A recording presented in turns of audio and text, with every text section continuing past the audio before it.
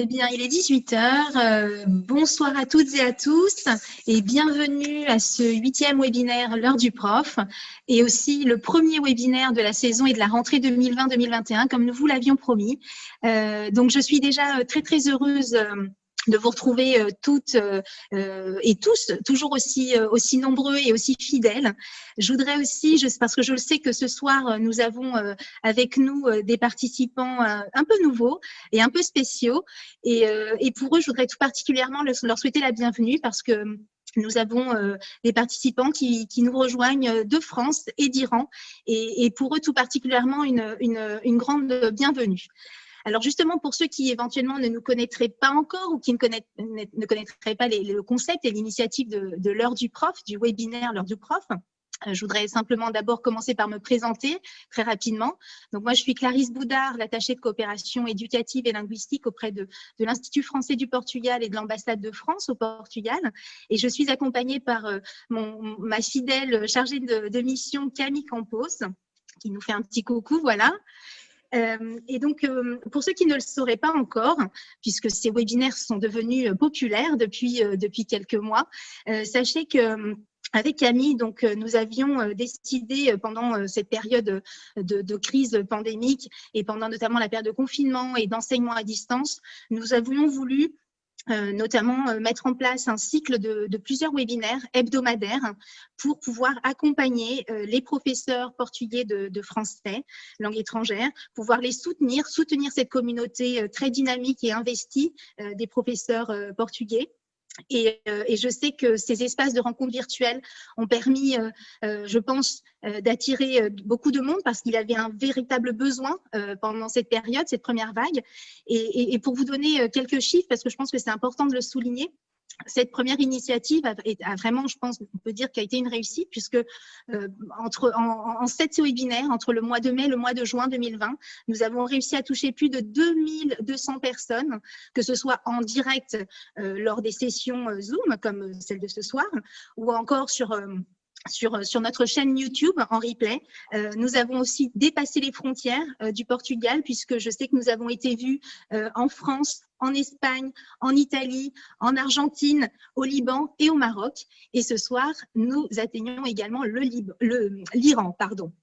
Alors, le succès justement de cette initiative auprès des enseignants de français langue étrangère, elle a en tout cas, je pense, montré la nécessité en fait d'intensifier, de multiplier, de développer ce type d'action formative, à la fois pour donner des outils aux enseignants qui en ont besoin, pour animer, dynamiser leur classe de FLE, que ce soit en distanciel, mais aussi en présentiel, et aussi d'une manière plus générale pour garantir un enseignement du français de qualité au Portugal et aussi en inspirant le monde entier. Alors, c'est pourquoi, face à ce succès, nous avons décidé à l'été de reconduire l'initiative et donc de la reconduire pour cette rentrée 2020-2021. Alors, sur un format un peu plus réduit et contraint, nous n'allons pas pouvoir vous offrir des webinaires hebdomadaires, mais nous allons essayer de tenir un rythme de croisière au moins mensuel, je dirais peut-être plutôt une fois tous les mois et demi ou tous les 2 mois. Mais voilà, donc aujourd'hui justement, nous démarrons donc cette rentrée avec un thème qui à mon avis va vraiment vous plaire. Ce que nous vous proposons ce soir, c'est de découvrir une méthode innovante pour dynamiser un peu la production écrite de vos élèves, à savoir la dictée, mais alors attention, pas n'importe quelle dictée, la dictée collaborative. Alors pour cela, nous avons la chance ce soir de pouvoir compter sur l'intervention et le retour d'expérience aussi de 2 excellents collègues qui sont donc Hazar Renani, qui peut faire un petit coucou. Alors Hazar est donc professeur de français à la faculté des sciences sociales et humaines de l'université Nova à Lisbonne et qui enseigne également à l'Alliance française de Lisbonne. Donc, merci à elle pour son intervention ce soir, surtout pour son retour d'expérience. C'est une fanatique de la dictée collaborative, je ne vous en dis pas plus. Et puis, nous accueillons aussi donc Guillaume Terrien, qui est… Bonsoir. qui est non seulement fondateur de cette plateforme collaborative de dictée numérique, qui a un joli nom qui s'appelle Orthodidact, mais je ne vous en dis pas plus, il va vous en parler très très vite. Mais il est non seulement fondateur d'Orthodidact, mais c'est aussi, et rien de moins que cela, le champion de France d'orthographe. Donc, je pense qu'on peut, voilà, on est très honoré d'accueillir donc le champion de France d'orthographe ce soir. Alors, avant de commencer de céder la parole à nos intervenants, je vais juste laisser Camille justement vous préciser quelques éléments techniques qui vont nous permettre aussi de fluidifier un petit peu plus nos échanges tout au long de ce webinaire qui normalement va durer 1 heure. Donc restez avec nous. Je sais qu'au Portugal il est 18 h, donc après vous aurez, pour les Portugais il n'y aura pas de problème, vous aurez le temps d'aller dîner en famille. Pour les autres, alors je sais pas, en Iran, quel est le hasard, tu peux me dire le fuseau horaire là, il est quelle heure? Oui, c'est un peu étrange. On a un décalage de 3h30 avec l'Iran, c'est-à-dire maintenant, il est 21h36 en Iran. Magnifique. Et donc nous avons donc l'Iran avec nous. Je suis vraiment très, très heureuse. Encore une fois, merci pour la participation des collègues iraniens. C'est une belle soirée qu'ils vont passer avec nous, de toute façon. Donc, Absolument. Alors, Camille, peut-être, si tu veux nous préciser quelques éléments. Oui, alors déjà, je suis ravie de vous retrouver pour cette nouvelle saison des webinaires L'heure du prof. Cette fois sous un format un petit peu différent. Alors, comme vous l'avez peut-être constaté, pour ceux qui étaient présents dans les autres webinaires, celui-ci, donc, on a une nouvelle plateforme Zoom. Donc, vous ne pourrez pas activer vos webcams et vos micros comme c'était le cas avant. Donc, vous pouvez toujours, bien sûr, poser vos questions et réagir en utilisant soit le BAT-PAP, comme vous avez déjà commencer à le faire, ou soit le petit onglet Q et A, questions et réponses en fait, et vous pouvez nous envoyer directement vos questions. Alors comme d'habitude, on va prendre un petit temps, 5-10 minutes à la fin du webinaire pour poser toutes les questions à nos intervenants. Ils essaieront d'y répondre le mieux possible. Sachez aussi qu'on peut tout à fait réactiver vos webcams aussi à la fin du webinaire.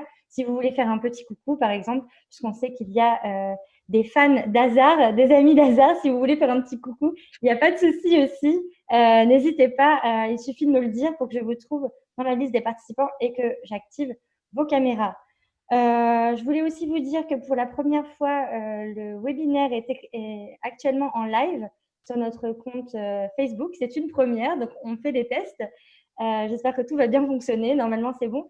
Et ce sera aussi disponible plus tard sur YouTube. Donc, vous pourrez revoir la vidéo et la partager sur notre chaîne YouTube.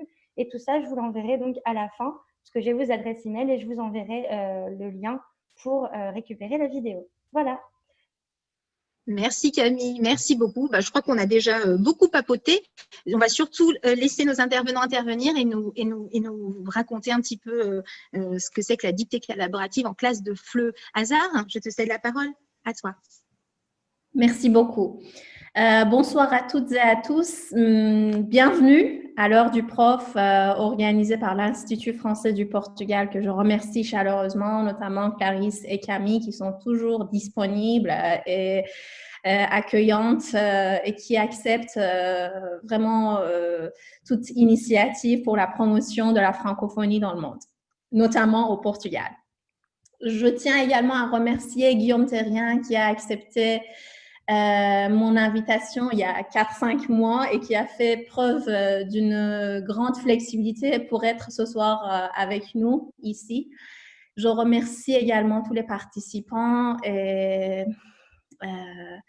les collègues qui, comme toujours, sont enthousiastes et font preuve d'une grande passion pour la langue française et toutes les initiatives concernant cette langue. Je vais commencer à partager mon écran. Voilà, c'est bon? Est-ce que vous voyez? Ah. Est-ce que... Je confirme, on voyait ton écran. Ça marchait. Mais ce n'était pas la bonne page. Un instant.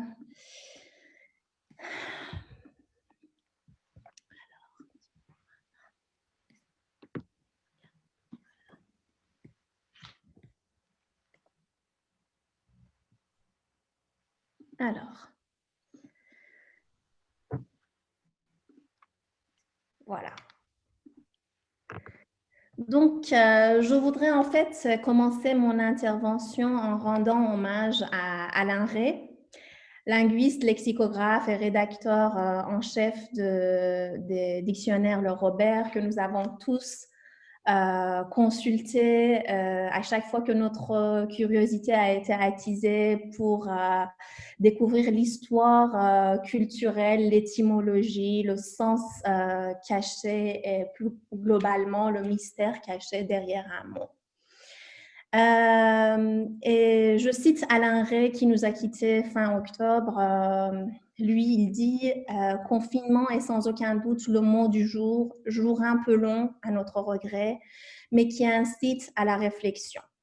Acceptons d'être confinés, mais au sens que ce mot eut à la fin du Moyen-Âge, aller jusqu'aux confins. Or, les confins de la langue française, c'est le monde. » Et en voilà la preuve. Ce soir, on a des professeurs et des amoureux de la langue française qui se sont connectés des quatre coins du monde, disons, parce que j'ai vu des noms des collègues qui viennent des pays peut-être arabes. Je pense que maintenant, il est charge aux professeurs de faire goûter le plaisir des mots et de la langue française aux élèves au sein des cours de langue. En ce qui concerne la dictée, encore une fois, j'ai consulté le dictionnaire Robert. Et pour vous parler de l'étymologie de ce mot, dictée du verbe dicter est emprunté au latin dictare, fréquentatif de dicere, dire, proprement, dire en répétant, d'où faire écrire, ordonner, prescrire et avoir l'habitude de dire. On pourrait se poser des questions suivantes. Est-ce que aujourd'hui, au sein des cours de langue, où on préconise l'approche actionnelle qui vise la réalisation des tâches, qui considère l'élève au centre de l'enseignement-apprentissage, est-ce qu'on peut toujours continuer de faire des dictées en classe de manière traditionnelle? Est-ce que c'est l'enseignant qui dicte un texte aux élèves? Est-ce que cela n'engendre pas une attitude passive chez les élèves? Alors là, je laisse Guillaume répondre à ce genre de questions que vous vous êtes éventuellement posées en présentant son nouveau projet de dictée numérique. Une autre chose qui pourrait nous préoccuper en tant que professeur aujourd'hui, c'est le gros problème de notre époque moderne, parce que les élèves, que ce soit les enfants, les adolescents ou les adultes, écrivent de moins en moins et du coup, ils finissent par perdre l'habitude d'écrire correctement, surtout avec les dispositifs numériques, avec les SMS, les réseaux sociaux. Le but, c'est surtout de transmettre le message. On ne prend pas vraiment le temps de voir si on est en train d'écrire correctement. Il y a aussi une autre chose qui est toujours présente, ce sont les autocorrections. Donc, ça nous prive de penser des fois quand on prend un stylo pour écrire sur une feuille, on cherche, on hésite, on n'est pas sûr si on écrit correctement ou pas. Donc, pour éviter de recevoir ce genre de réponse à la rentrée 2021, lorsqu'on invite les élèves à faire des dictées, voilà, la dictée quotidienne obligatoire à la rentrée 2021, et on risque de recevoir des réponses genre celle-ci.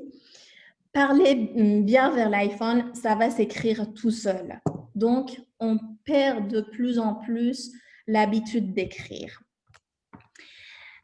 Mais une autre chose qui est vraiment importante, c'est le lien entre l'orthographe et la production écrite. On sait bien que dans un cours de langue, on doit progresser de manière à pouvoir aboutir à une production, que ce soit une production écrite ou orale.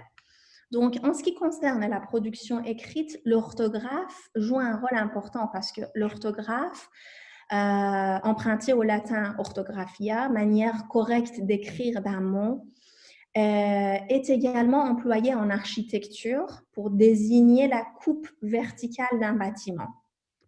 C'est un emprunt au grec tardif composé des éléments ortho, c'est-à-dire correct, et graphia, c'est-à-dire écriture. On peut donc comparer un texte truffé d'erreurs à un bâtiment mal conçu et branlant qui risque de s'effondrer à tout moment.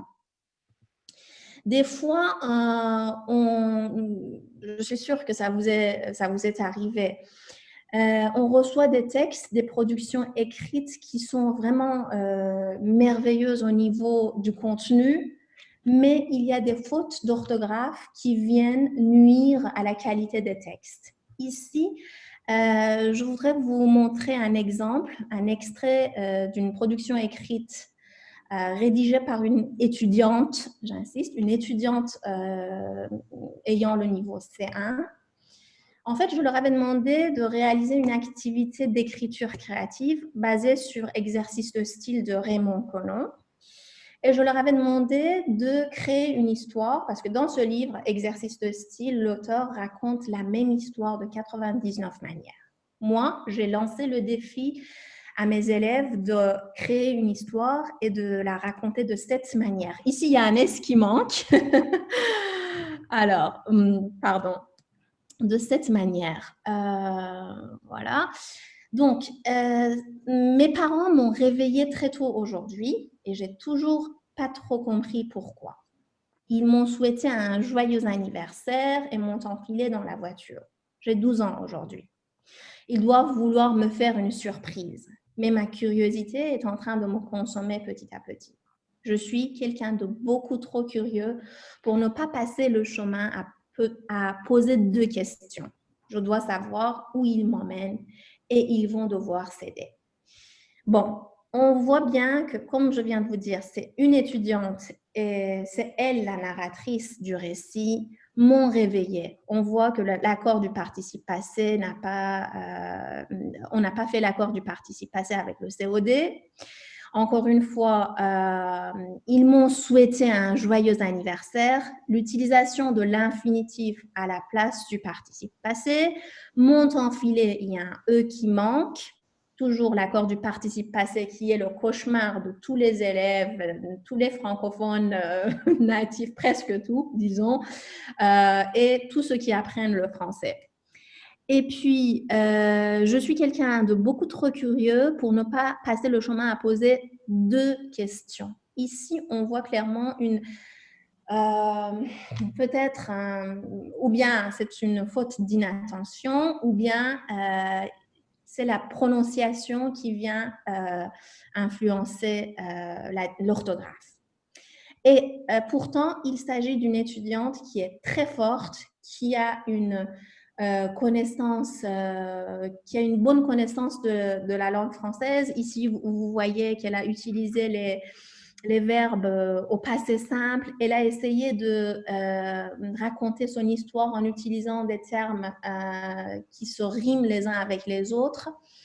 Un beau matin, pour être plus précis, le samedi 15 juin, je me suis réveillée très tôt le matin pour aller voir les dauphins.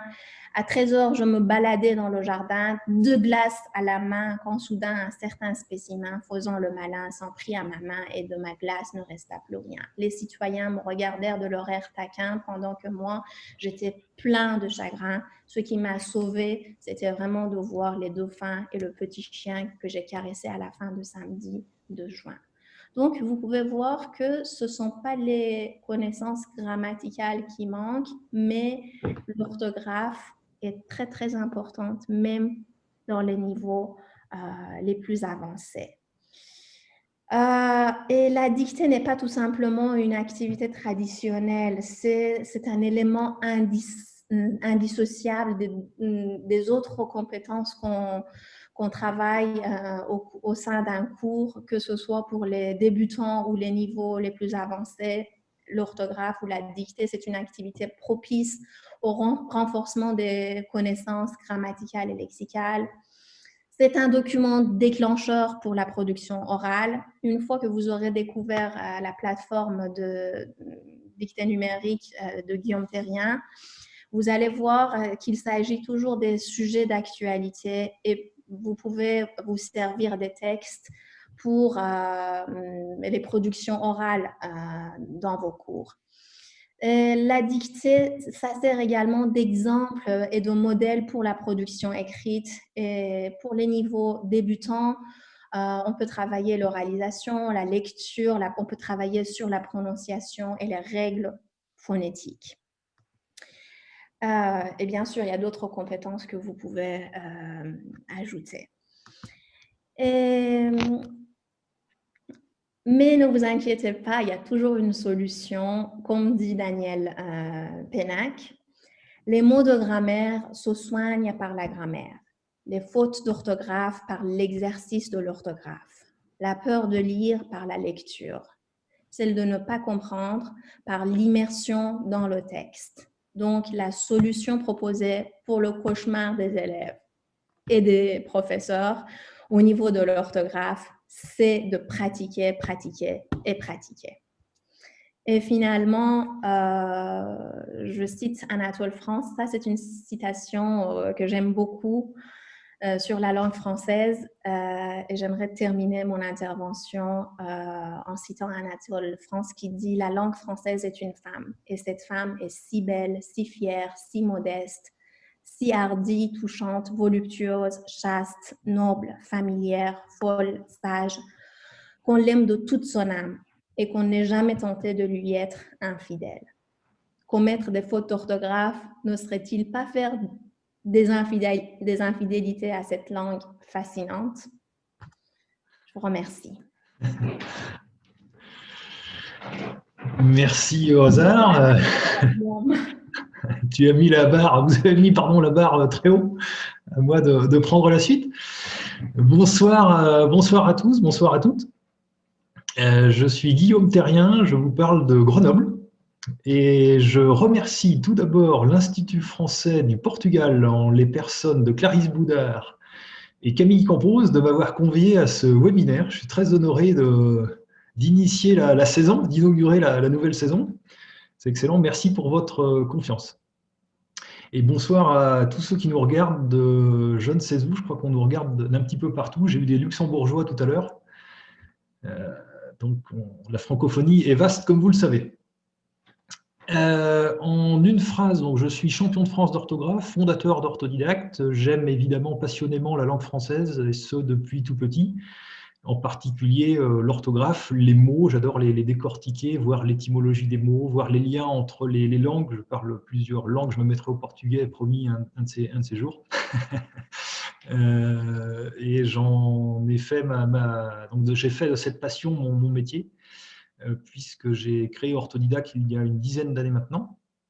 Orthodidacte, c'est un ensemble de sites internet, on va dire, pour apprendre le français, pour apprendre à bien écrire particulièrement, mais d'une manière générale, apprendre aussi le français et toutes les compétences qu'on peut trouver dans le FLE.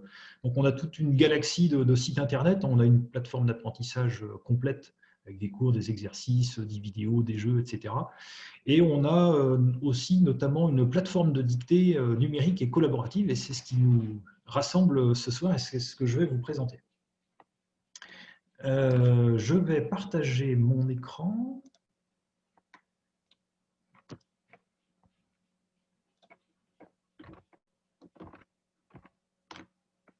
Voilà, vous le voyez probablement. J'ai fait une diapo avec un menu ultra court, ultra synthétique, en 2 gros points, dictée numérique, dictée collaborative, et une jolie frimousse toute souriante et toute contente parce que, tenez-vous bien, on va faire une dictée en direct. Et oui, ne partez pas, restez.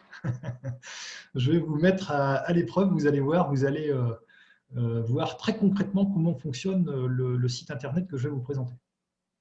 Alors, une dictée numérique, qu'est-ce que c'est?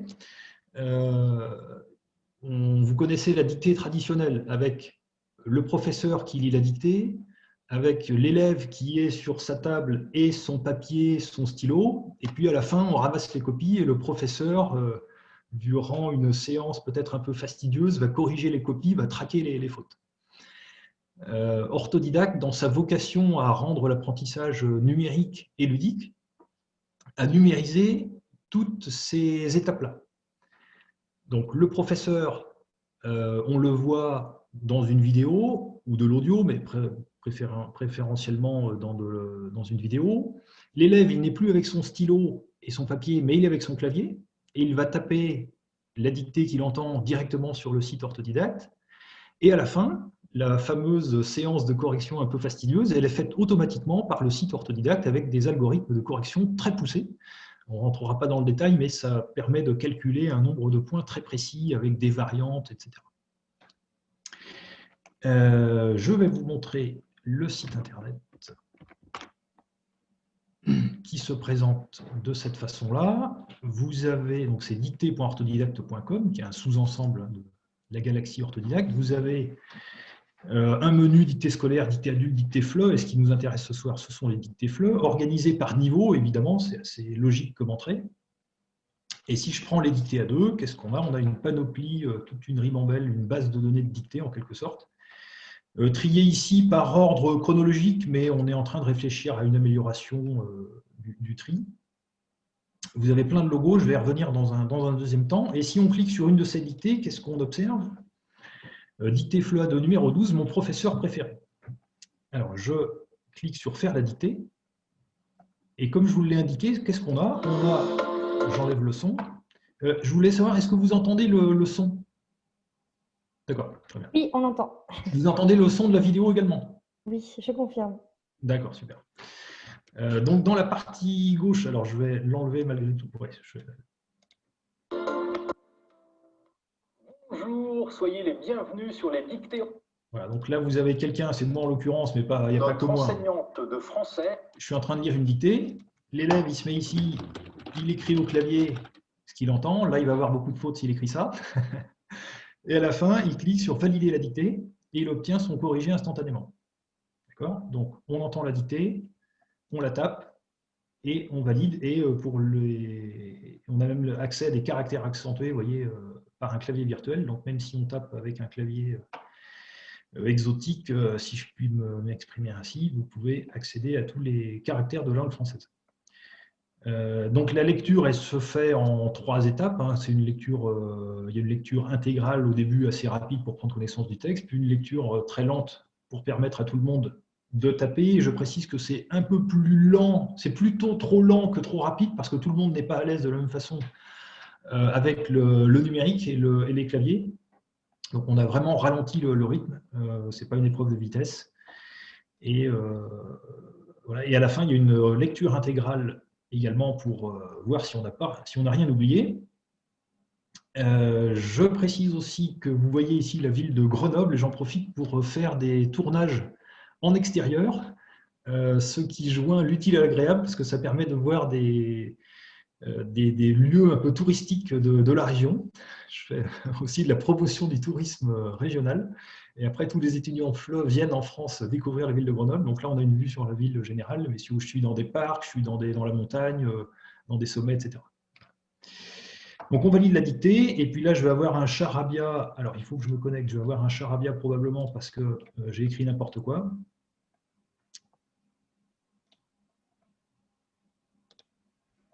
Voilà. Et à la fin, j'ai 90 fautes, voilà, forcément, puisque j'ai mis n'importe quoi, mais on va voir un exemple un peu plus parlant tout de suite. Alors, c'est le deuxième point de ma présentation. Exemple concret, une dictée en direct. Alors, on y va, on rentre dans le vif du sujet. Je vous envoie un lien qui est le suivant.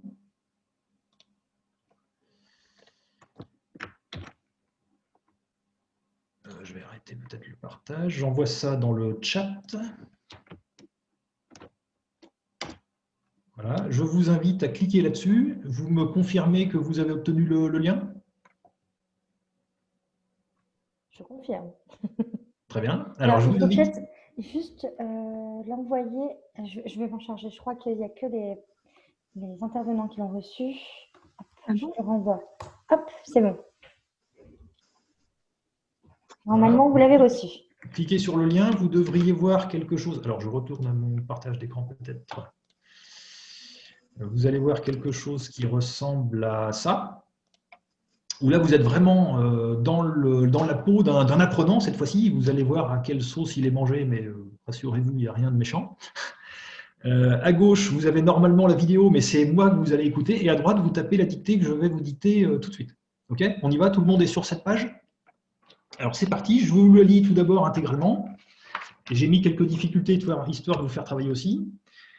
Toutes les demi-heures, et ce pendant 2 jours et demi, 2 demi-douzaines d'apprenants portugais testent la plateforme de dictée en ligne. Alors, c'est à vous. On va réviser les demi. Donc, c'est à vous de taper toutes les demi-heures, virgule. Toutes les demi-heures, virgule. Clarisse, vous tapez aussi, hein? Toutes les demi-heures, virgule. Et ce, virgule. Toutes les demi-heures, virgule. Et ce, virgule.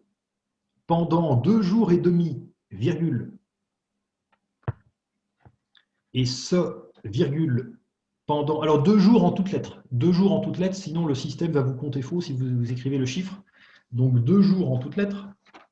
Pendant 2 jours et demi, virgule. 2 demi-douzaines d'apprenants portugais. 2 demi-douzaines d'apprenants portugais.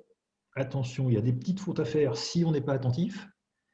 2 demi-douzaines d'apprenants portugais testent la plateforme de dictée en ligne. Teste la plateforme de dictée en ligne. Teste la plateforme de dictée en ligne. Teste la plateforme de dictée en ligne, point, et c'est terminé. Donc je vous la relis quand même pour le protocole complet. Toutes les demi-heures, virgule, et ce, virgule, pendant 2 jours et demi, virgule, 2 demi-douzaines d'apprenants portugais testent la plateforme de dictée en ligne, point final. Alors maintenant, je vous invite, on le fait vraiment en accéléré, hein, je vous invite à cliquer sur valider la dictée. Allez-y, il y a le bouton normalement valider la dictée. Alors là, vous êtes invité à créer un compte. Alors faites-le en express, hein, c'est très rapide, vous mettez votre courriel, il n'y a même pas de validation de courriel, hein, c'est immédiat, vous mettez votre courriel, votre nom, prénom, votre pseudo, je ne sais plus trop ce qu'on demande. Allez-y, on prend les 30 secondes pour le faire. Et vous cliquez à nouveau sur valider la dictée. Tant que vous n'avez pas le résultat, recliquez sur valider la dictée, parce qu'une fois qu'on a créé son compte, je crois qu'on revient à l'écran valider la dictée et ce n'est pas encore validé. On aurait pu peut-être s'épargner une petite étape. Vous confirmez que c'est en cours chez vous? Je n'ai pas de retour sur vos réactions, vos écrans? Oui, Oza? Alors, chez moi, ça fonctionne. On me dit qu'il faut que j'attende un petit moment avant de valider la dictée. On vous demande... Ah, alors attendez. Il y a marqué « Il est trop tôt, vous ne pouvez pas encore enregistrer la dictée, veuillez réessayer dans un instant ». Alors, c'est parce qu'il faut que je déclenche la validation. Il faut que j'autorise la validation. Alors, on va faire ça. On va faire ça. Effectivement, autant pour moi. Allez-y, c'est bon, autant pour moi. J'ai vraiment simulé un événement en direct, hein, parce qu'on peut aussi créer des événements en direct comme ça. Et c'est le maître de cérémonie qui autorise la validation. Donc, je viens de le faire. La validation est ouverte. Vous pouvez y aller. Eh bien, j'ai fait une faute. Très bien. Bravo. Il y avait quand même des petits pièges légèrement sournois. Enfin, qu'est-ce que vous avez fait comme faute, Camille? Alors, qu'est-ce que j'ai fait comme faute? J'essaie de... Si vous pouvez le dire publiquement. Moi aussi, j'ai fait une faute. Moi aussi, j'ai fait une faute. Peut-être la même que Camille. Eh bien, je ne comprends pas quelle est ma faute. Mince alors. Attends, moi, j'arrive plus à me remettre sur ma dictée. Ah oui, c'est bien. Alors, si vous voulez, je partage mon écran pour vous montrer à quoi ça ressemble. Oui. Je n'ai pas trop honte, ça va, j'ai fait une faute. Alors, hop. Moi, c'est comme par hasard la faute. Enfin, j'avais hésité. Donc, bien sûr, j'ai rajouté un S inutilement. Alors, ça me fait une faute. Et donc, quelle est ma faute? Je ne sais pas. Donc, à demi-douzaine. Ouais, moi, c'est demi-douzaine. Hein. Il me semble que j'ai écrit la même chose. Moi, c'est. Il manquait le trait d'union ou genre j'ai du mal à voir ça? Ah non, pourtant, j'ai marqué un trait d'union. Non, je ne sais pas, il doit y avoir un petit souci. Moi, il me manquait le trait d'union. Ah. Ah non, non, c'est le contraire. Bah non, attends, je ne comprends pas non plus. Ah oui, mais je suis comme toi, Camille. Alors, je vais vérifier si je n'ai pas fait de bêtises de mon côté. Ou peut-être que le tiret de mon clavier n'est pas exactement pareil que le tiret utilisé. Moi, je pense que je n'ai pas mis le trait d'union, par contre, sur ma faute. Je pense que c'est ça.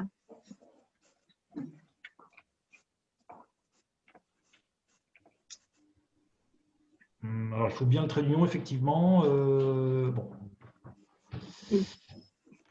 Bon, ça me rassure, alors je n'ai pas fait de faute, c'est très bien. C'est pas un Tu en avais mis un? Oui.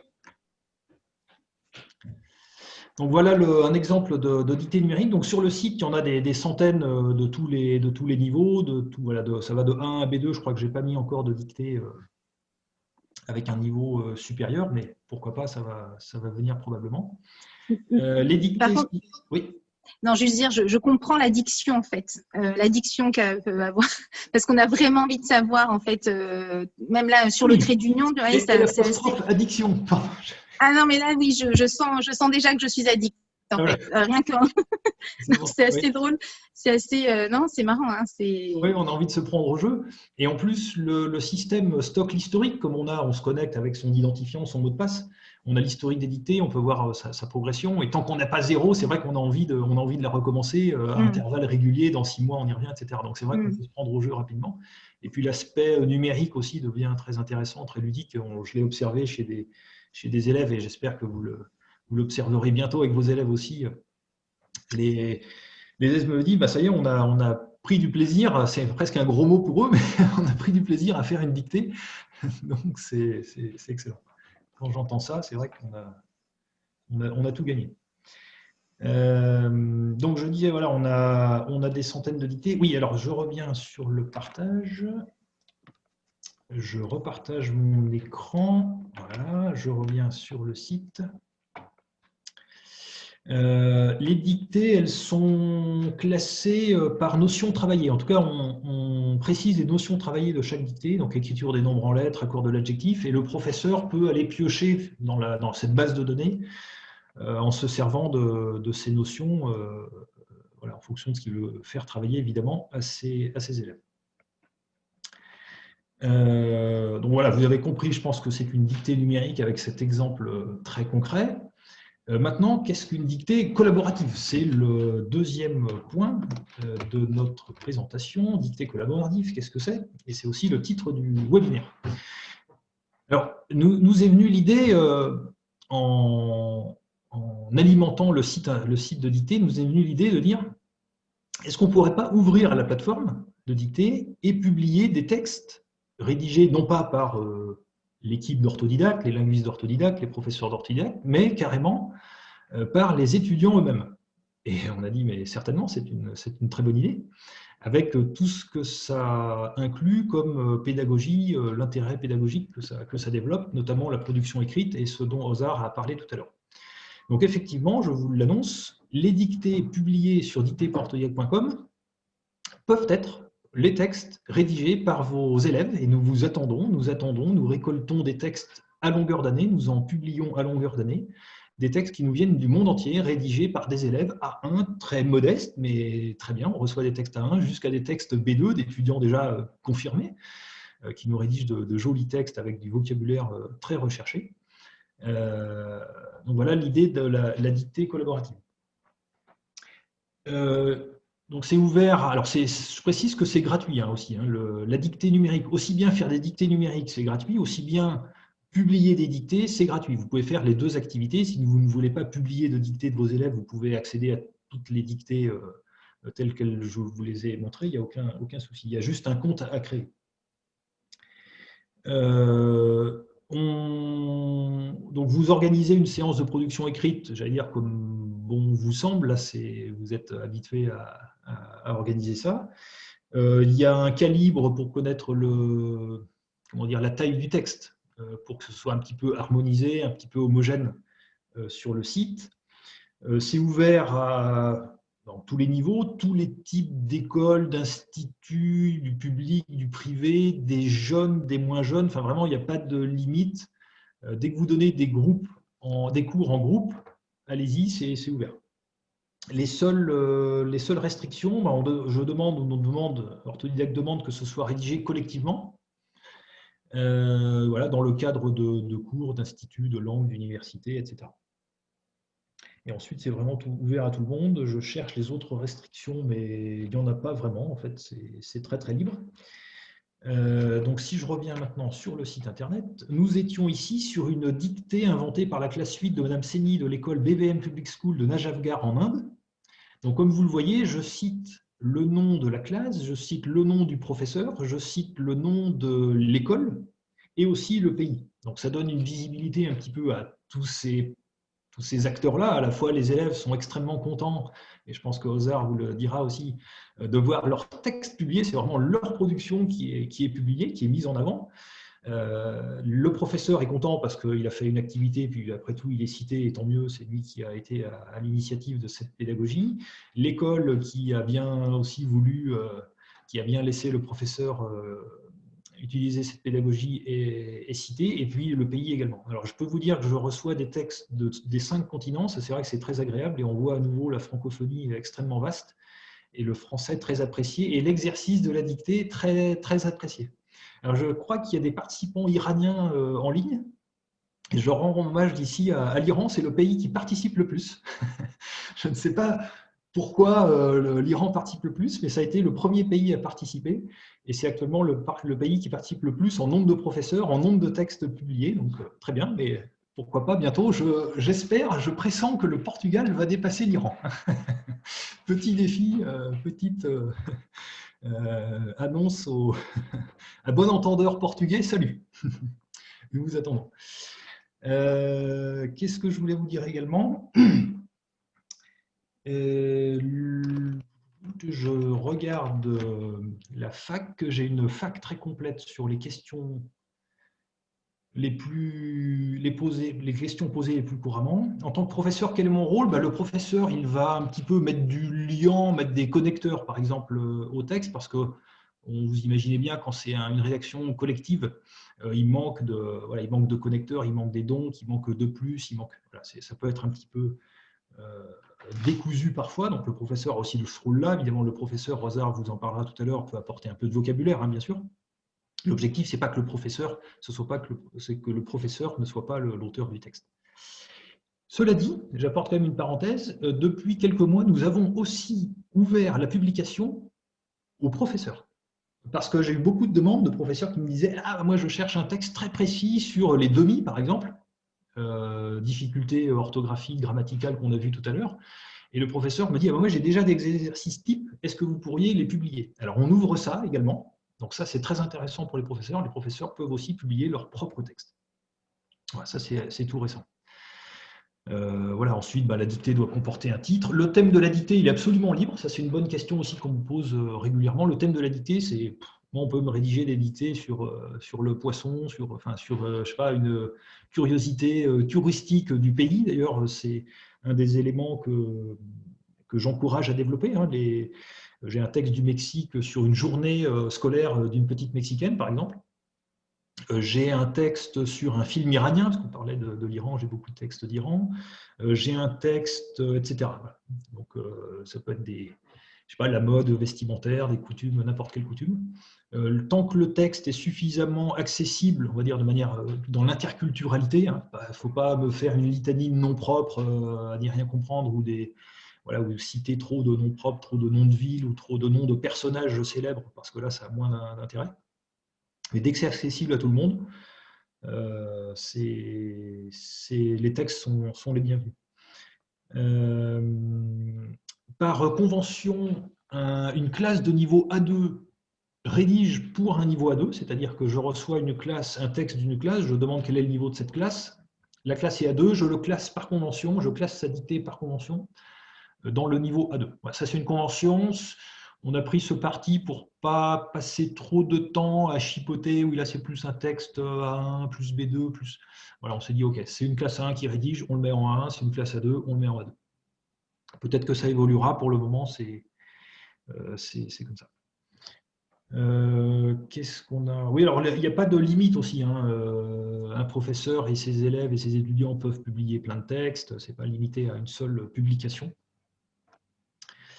Vous avez vu aussi que je publie le logo de l'école. Là, généralement, les écoles, les directeurs sont plutôt contents d'être mis en avant sur ce site qui est consulté quand même entre 100 000 et 200 000 fois par mois. Donc, il y a une grosse visibilité. Il y a beaucoup de gens accros, addicts, n'est-ce pas, Clarisse et Ozar? Et voilà, ça prend bien, le bouche à oreille fonctionne. Donc, ça donne une visibilité supplémentaire aussi pour l'établissement. Alors, je peux passer maintenant à la dernière partie, qui est présentielle ou distancielle. Alors là, c'est une question qu'on me pose régulièrement, étant donné en plus le contexte actuel qui change dans plein de pays. Est-ce qu'on peut organiser des séances de production écrite en distanciel? La réponse est oui, vous imaginez bien, je pense que je ne vais pas vous l'apprendre, mais vous pouvez aussi faire de la production écrite en distanciel. J'ai un exemple à vous montrer qui est là.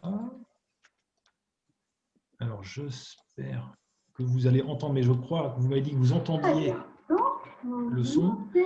Ça, c'est une vidéo qu'une professeure utilisatrice d'Orthodidact m'a envoyée d'un de ses cours, vraiment concret, c'est vraiment un cours très, très concret, véritable, durant lequel elle a organisé, donc c'est une professeure voilà, qui a organisé une séance de production écrite avec ses étudiants, en pur distanciel. Donc là, elle utilisait l'outil Adobe Connect.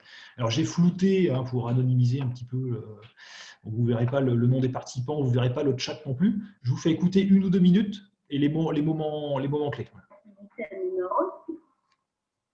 Partie 3. Rédiger le texte descriptif pour le concours. C'est quoi le concours? Décrire le logement idéal. Alors le thème proposé et imposé par le professeur, en l'occurrence, le logement idéal. Il faut parler d'un logement idéal. On va mettre en commun les caractéristiques de ce logement. Alors, prenez votre temps, réfléchissez un peu, et puis on va vérifier les réponses. On va faire cette activité ensemble. Allez, c'est parti. Donc la professeure voilà, encourage, invite ses étudiants à proposer des phrases sur le thème le logement idéal. Donc la première se lance. Très bien, phrase, mais comment?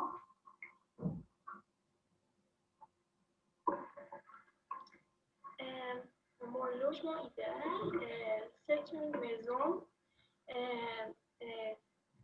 qui est située à la campagne. Voilà, etc. Alors vous voyez en plus, la professeure a commencé à ouvrir une zone de notes donc sur laquelle elle écrit toute la production envoyée par ses étudiants. Alors je précise que ce n'est pas la professeure qui écrit, parce que les étudiants écrivaient dans le chat, hein, parce que là on ne voit pas, le chat est masqué, mais les étudiants écrivent dans le chat et la professeure recopie le texte brut pour le moment. Et dans un deuxième temps, une fois, voilà, là on voit que ça se remplit. Et dans un deuxième temps, il y a une correction commune, collective également. Tout d'abord, les étudiants sont invités à se corriger entre pairs. Hein, là, vous connaissez ça, évidemment, je vous donne quelques pistes, mais je pense que je ne vous apprends pas grand-chose. Les étudiants se corrigent entre pairs, et puis la prof repasse derrière en expliquant les règles, en corrigeant à nouveau, en bétonnant le texte, si je puis dire, en ajoutant, comme je l'ai dit, un petit peu de connecteurs, en changeant un mot de vocabulaire éventuellement s'il y a des répétitions pour que ce soit plus joli. Et c'est ce texte-là qu'elle m'envoie. Et c'est ce texte-là que je vais enregistrer dans les environs de Grenoble, dans la montagne, et que je mets en ligne. Voilà, le tout prend... Alors, je fais des sessions d'enregistrement plusieurs fois par mois généralement, hein, mais ça peut se faire en quelques jours. Tout peut être fait en quelques jours. Ozar pourra en témoigner également. Voilà, je crois que j'ai... passer mon temps imparti est écoulé, et ainsi que mon sommaire, ça tombe bien. Donc, Other, si vous voulez à votre tour passer au témoignage, vous qui avez utilisé le site pour faire des dictées et pour en faire inventer également par vos étudiants. Tout à fait. Merci beaucoup. Alors, je profite en fait pour partager le lien de la dictée numérique que nous avons concoctée en classe à distance. Moi, j'ai utilisé le logiciel Zoom et comme on parlait des inconvénients et des avantages des cours à distance, j'ai proposé à mes élèves de mettre leurs opinions dans le chat de notre cours virtuel. Et puis, les étudiants envoyaient leurs opinions à tout le monde. J'ai fait un copier-coller dans un document Word et j'ai recueilli tous les textes. Et à la fin, c'est moi qui ai construit un texte stable qui parlait des inconvénients et des avantages des cours à distance et des cours présentiels. Et j'ai fait une surprise à mes élèves lors de notre dernier cours. Je leur ai dit, voilà, j'ai une surprise pour vous. Et j'ai partagé avec eux la vidéo de Guillaume. Et vous n'imaginez pas leur joie. C'était vraiment une activité extrêmement valorisante et motivante. À chaque fois que chacun des élèves entendait, quand ils entendaient leurs propres phrases de la bouche de Guillaume, je voyais dans leurs yeux, je voyais la joie. Ils étaient contents parce que c'était des étudiants du niveau A2. Et alors, voilà, ils sont capables de créer une dictée qui est enregistrée et tous les étudiants, tous les élèves ayant le niveau A2 peuvent faire cet exercice. Donc, voilà, je pense que ici, voilà. Vous avez le lien de cette dictée si vous voulez l'utiliser dans vos cours. Et je vais également partager mon écran pour vous montrer le texte.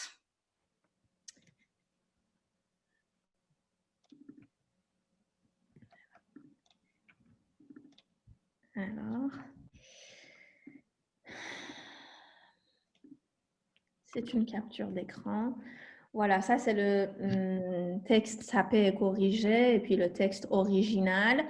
La difficulté de ce travail pour les professeurs consiste surtout à limiter, comme on a une contrainte au niveau du nombre des mots. Des fois, pour moi, c'était vraiment difficile d'éliminer, de supprimer quelques phrases que je trouvais vraiment superbes. Et à la fin, j'ai dit à Guillaume, voilà le texte, moi, je ne peux pas réduire le texte plus que ça.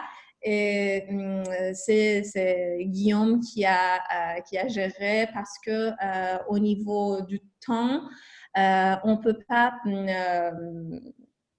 utiliser des textes trop longs parce que ça prend plein de temps. Vous allez voir le débit de Guillaume pour lire les textes. C'est vraiment un débit qui est adapté aux étudiants, par exemple pour un niveau A2.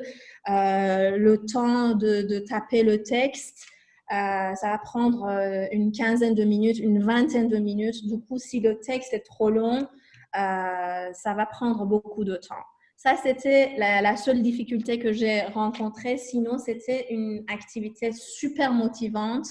Et depuis 2-3 semaines, j'envoie les liens des dictées numériques de Guillaume à mes étudiants. Je leur demande de faire les dictées, de réaliser les tâches à la maison et puis d'imprimer ou bien de faire une capture d'écran de leur texte et de partager leurs erreurs. Comme ça, on arrive à mieux expliquer de manière collective les difficultés, les problèmes, là où, par exemple, on doit utiliser les accents pour avoir le son. Et ça, c'est une grosse difficulté chez mes étudiants.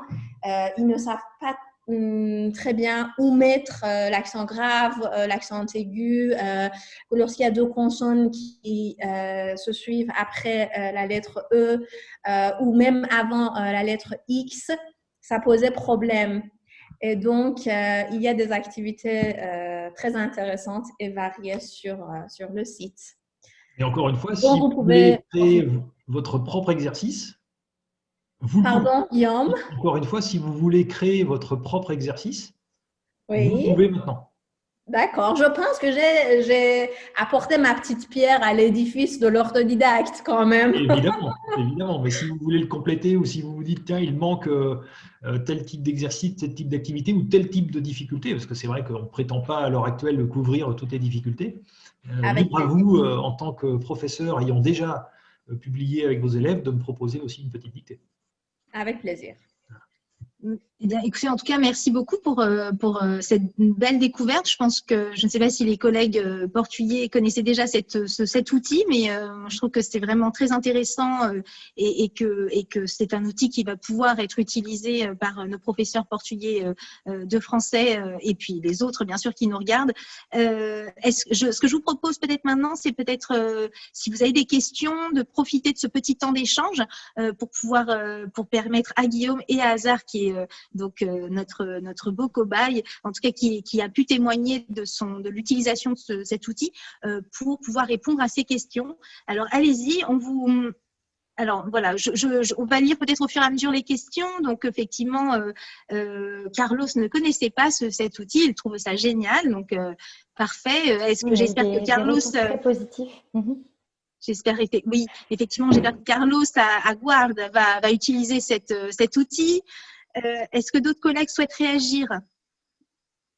Poser des questions. Vous avez tous bien compris comment on fait pour éventuellement proposer des dictées, publier même vos propres dictées sur la plateforme. Il suffit apparemment de créer son propre compte.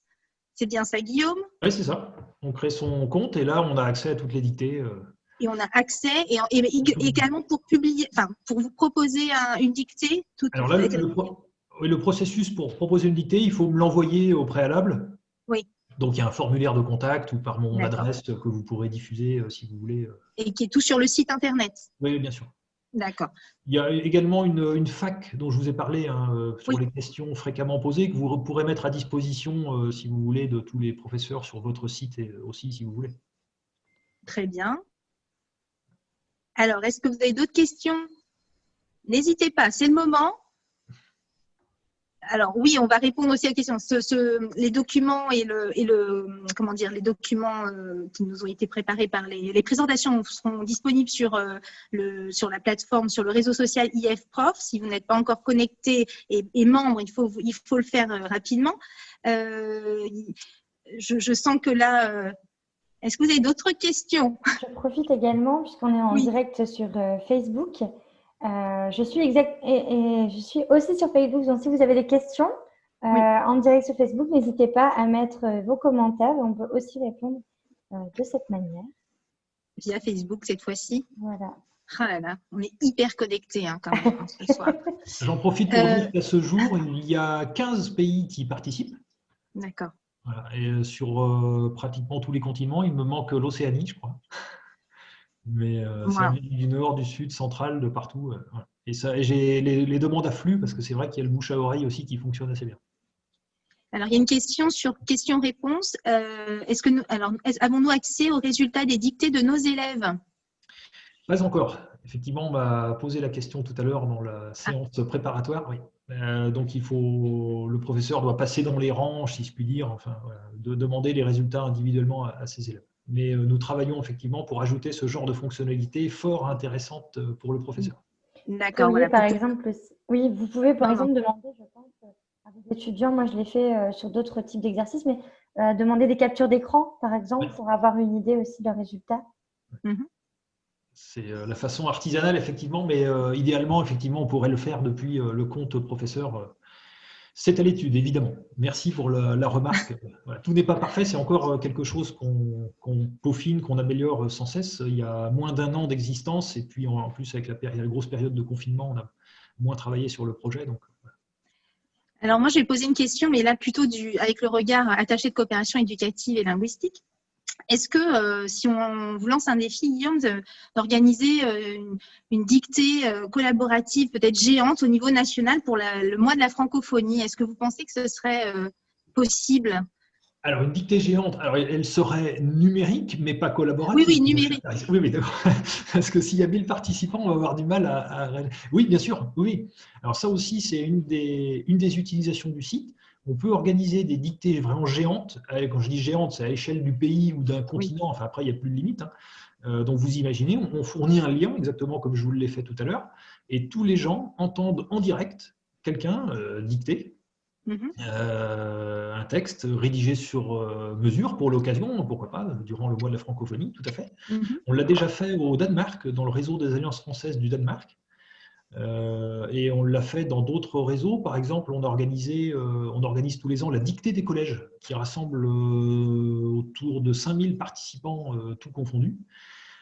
Donc, ils sont tous en direct, connectés, avec une proclamation des résultats instantanés. Vraiment, c'est immédiat. Hein. Les ordinateurs tournent à plein régime pour calculer et corriger toutes les copies. Mais dans le même événement, effectivement, on donne la dictée, on proclame les résultats et qui est le champion. Après, on n'est pas obligé de faire ça de manière très compétition. Voilà, ça peut être juste une dictée pour s'amuser, pour histoire de passer un moment. Voilà, voilà, mais on peut très bien imaginer ça au Portugal. Je serais enchanté d'être partenaire de l'Institut français du Portugal et puis de tous les autres instituts français qui nous regardent ou ailleurs, hein, dans des réseaux d'écoles, comme je vous dis, des réseaux d'Alliance française, avec plaisir. Et j'en profite parce que de toute façon, si on se lançait dans une aventure comme celle-ci, ce serait avec la participation aussi, bien sûr, des professeurs. Donc, c'est pour ça que je fais passer déjà le message. Et il faut que, bien sûr, les professeurs, peut-être d'ici le mois de mars, entraînent leurs élèves pour avoir le champion portugais.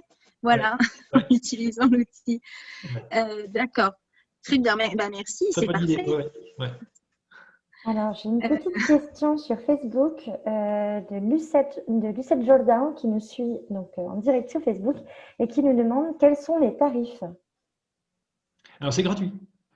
La plateforme dictée.orthodoxe.com est gratuite pour accéder aux dictées numériques et aussi pour publier des dictées. C'est merveilleux. Bon, en revanche, chère Clarisse, si on organise quelque chose à niveau international, là, c'est une autre organisation. On verra ça dans voilà. Sinon, voilà, tout ce que j'ai présenté tout à l'heure, tout ça, c'est vraiment gratuit. Il faut juste créer un compte qui vous permet de suivre votre historique, de voir vos résultats, d'accéder à vos résultats personnalisés, mais c'est gratuit. Et il est vraiment illimité. Il n'y a pas de limite, il n'y a même pas de publicité. Nous avons une autre question de Carlos Rodriguez qui nous demande au niveau des thèmes.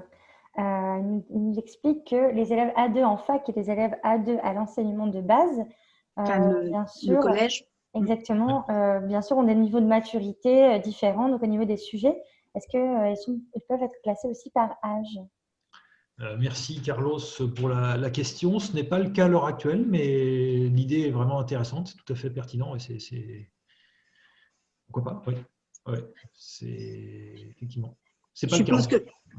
Alors, par contre, Guillaume, sur le site, on voit qu'il y a par exemple des dictées pour adultes. Il y a de différentes catégories. Il y a des dictées par niveau et puis il y a des dictées pour adultes. Moi, par exemple, quand je fais des dictées tous les jours, j'en fais 2-3 par jour maintenant. Je vous dis, elle est droguée. Hein. Enfin, en fait, les sujets qui sont proposés aussi sont des sujets d'actualité. Il y a également une catégorie, c'est les dictées de confinés. Et j'ai trouvé des thèmes qui sont vraiment éthiques, qui attirent l'attention. Par exemple, j'ai trouvé une dictée très, très intéressante sur les caissiers et les caissières. Oui. Et le travail difficile qu'ils ont en cette période. Et parfois, les clients irrespectueux. Et tout ça, ce n'est pas uniquement travailler la dictée, c'est tout un ensemble qu'on peut vraiment travailler en classe. On peut utiliser de cette dictée qu'on fait au début peut-être de notre cours. On peut l'utiliser comme document déclencheur et on peut attirer l'attention des élèves sur ce thème. Est-ce que vous faites attention à ce métier qui est vraiment difficile, les caissiers qui voient des centaines et des centaines de clients par jour et vous, quand vous arrivez à la caisse, vous ne dites même pas bonjour à ces gens qui sont vraiment confrontés aux problèmes de la société d'aujourd'hui, qui sont obligés de travailler tous les jours. Et je trouve vraiment intéressant ce genre de thème proposé. Oui, tout à fait. Alors, si j'ai quelques secondes, je vais vous montrer ce que j'ai fait pendant le confinement français qui a eu lieu en mars-avril. Effectivement, ça s'appelait la dictée du confiné. Et étant moi-même entièrement confiné à la maison, dans mon appartement à Grenoble, avec 3 bouts de ficelle, j'ai organisé, mis en ligne, mis à disposition de tous les internautes, une dictée par jour. Pour les niveaux, alors c'était le niveau scolaire français, hein, donc à partir des classes primaires, CE1, CE2, CM1, CM2, puis au collège 6e, 5e, 4e, 3e et également adultes. Donc je proposais une dictée avec 5 niveaux différents tous les jours, enfin du lundi au vendredi en tout cas. Et vous voyez, j'étais dans mon canapé avec le chat pas bien loin sur les genoux à faire des bêtises à côté, qui miaulait, etc., qui réclamait ses caresses. Donc c'est comme ça que j'ai passé mon confinement. J'ai pas vu le temps passer, je dois vous dire, je travaillais 7 jours sur 7. Et j'ai fait des textes 100% en rapport avec le confinement. Donc il y avait les héros du quotidien, les caissiers, les héros du quotidien, les routiers, les héros du quotidien, les soignants, évidemment. J'ai fait le retour des animaux en ville, j'ai fait que sont devenus nos locaux professionnels avec le sandwich laissé dans le frigo depuis 2 mois, etc. Enfin, j'ai essayé d'avoir un angle, une approche assez humoristique, parfois un petit peu plus grave aussi sur les caissiers, les soignants, qu'il ne fallait pas oublier, les applaudissements et tout.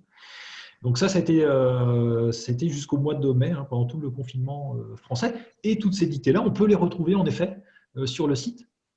Toutes les dictées qui sont données, voilà, on peut les retrouver en rattrapage, en replay si vous voulez. Donc allez-y, il y en a 30 par niveau. Merci Ozar d'avoir mentionné ça. Avec plaisir. Merci, c'est très intéressant.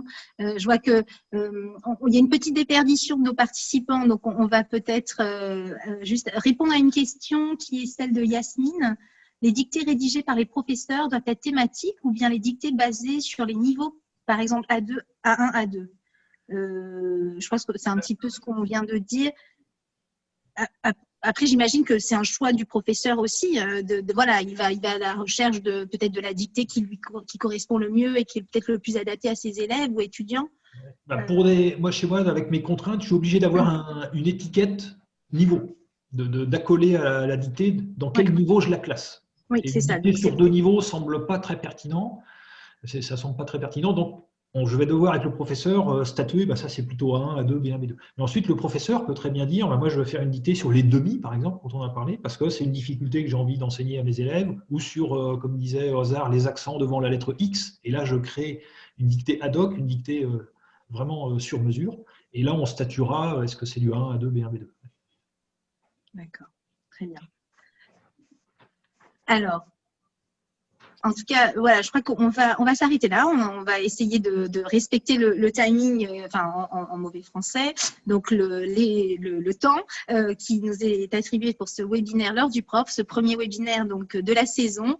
On est vraiment, en tout cas, je réitère ma joie et mon contentement de voir que les collègues ont répondu à l'appel. J'en profite aussi, avant de remercier aussi les collègues, pour vous préciser, chers professeurs portugais de français, mais aussi tous ceux qui sont présents, que nous organiserons le samedi 28 novembre un autre événement de formation également, une journée entière.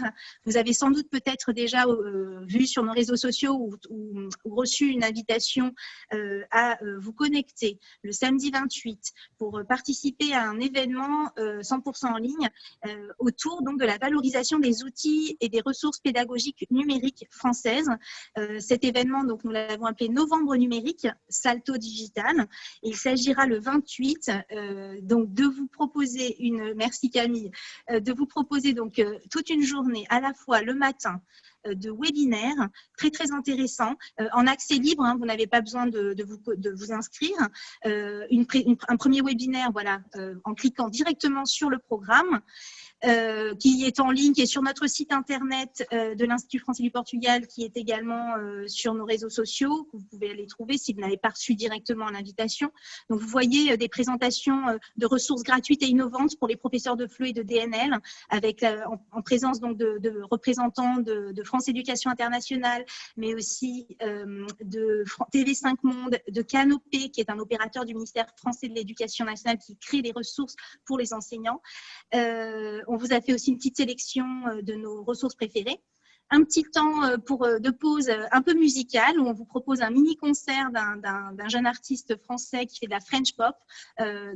Voilà, pour vous reposer un petit peu et puis reprendre l'après-midi. Mais là, il faut s'inscrire. Alors, je tiens malheureusement à vous dire que nous avons été victimes de notre succès. Donc, à ce stade, effectivement, il n'y a plus de place. Donc, j'espère que parmi ceux qui nous écoutent, vous avez réussi à avoir, en tout cas, à vous inscrire.